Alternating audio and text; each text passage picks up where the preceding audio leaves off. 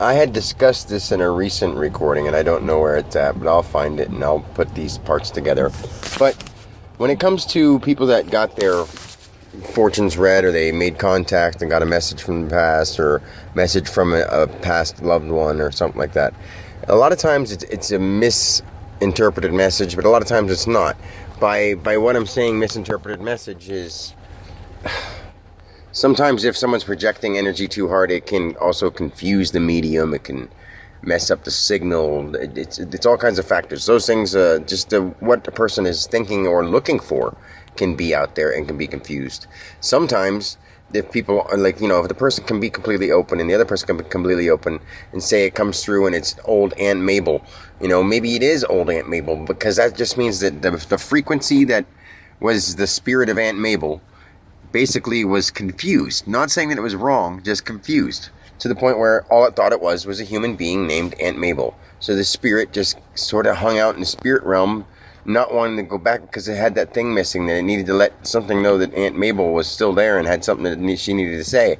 And once she needed to say it, then she'll go to the part where she needs to either make the choice where she can stay, or she can reincarnate and go back and learn more karma so that she can transcend to the next part of life, the spiritual being.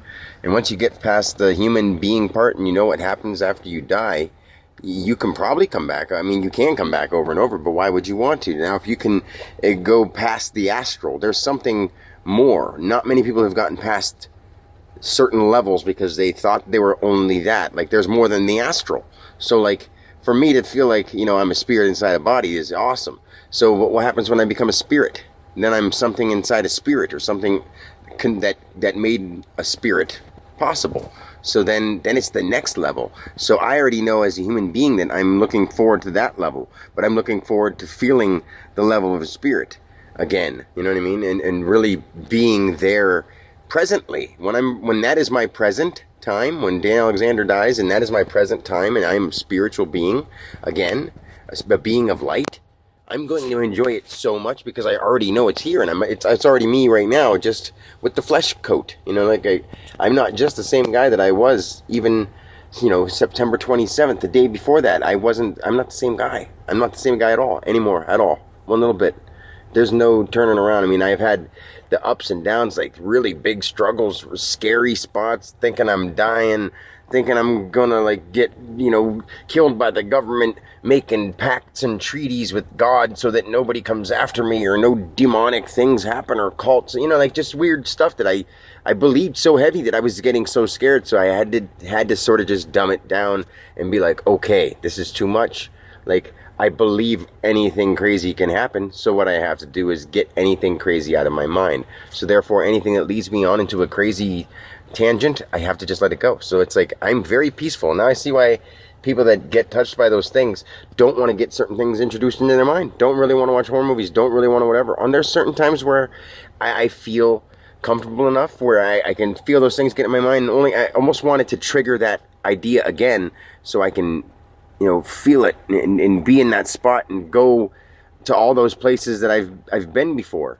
But I don't want those things running through my mind all the time. So when I first was doing it, I couldn't get them out of my mind, because it would, that idea would make that thought get stronger, and that thought going on would make that thought get stronger. And you know what I'm saying? So and I didn't try to block it. I was just letting it go, allowing, and just allow things, allow it, just accept it and allow it, just accept it, And I was trying to go too far with that.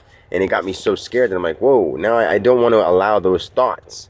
I accept that they can happen, but I don't want to allow those anymore. So that's what I started doing, is fighting back, I guess, against my own mind, against my own, not higher self. My higher self has good intentions, but it was only giving me what I asked for.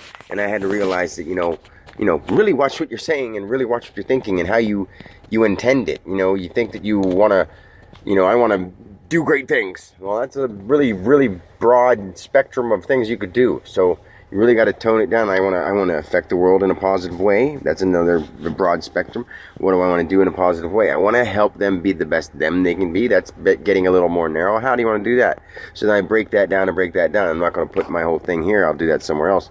But I'm sitting in my parents' driveway, and I had to say that thing real quick about the medium thing, because it makes more sense than it did when I was trying to put it into words when I first had the vision of it, or the idea, or the, just sometimes I get just a snap, and I'm like, well, I gotta talk about this. And then I pick up my thing and I start talking. I don't even really know what I'm about to talk about, and then I do, and I'm like, oh, okay. So then I sort of elaborate on the thought I had, but that time I really wanted to put it in words that made sense. So, peace. I'll talk to y'all later.